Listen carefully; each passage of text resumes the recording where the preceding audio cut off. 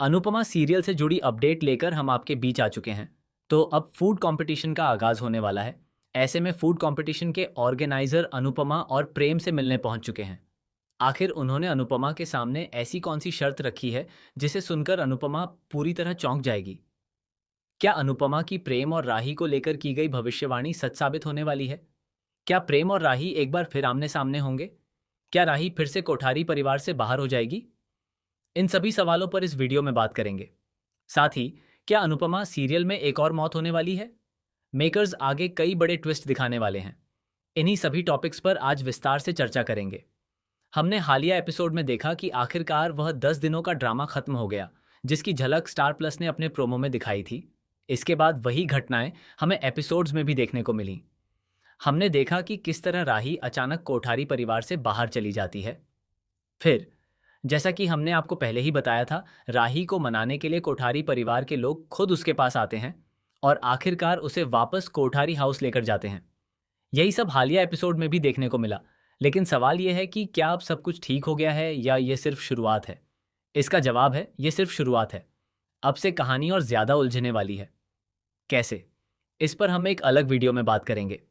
फिलहाल बात करते हैं फूड कंपटीशन की, क्योंकि अब लगभग सभी पुराने ट्रैक खत्म हो चुके हैं।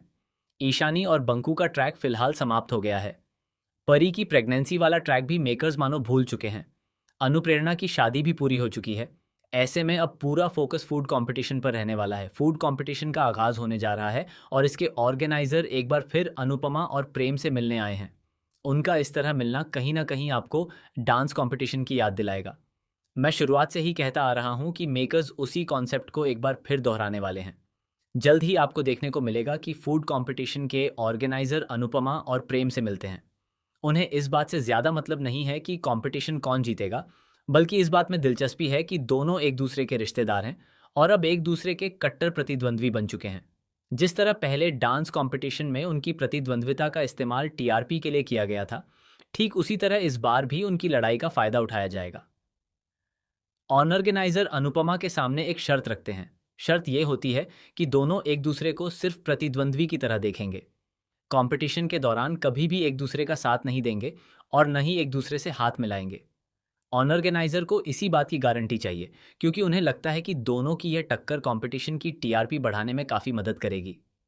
इसी दौरान उन 5 सदस्यों पर भी चर्चा होगी जो पहले राउंड में अनुपमा और प्रेम की टीम से हिस्सा लेंगे। जहां अनुपमा के पास ज़रूरत पड़ने पर 5 की जगह 10 लोगों की भी व्यवस्था करने की क्षमता है, वहीं आगे चलकर यही टीम उस पर शक करती हुई भी नजर आएगी। इस बारे में हम एक अलग वीडियो में विस्तार से बात करेंगे।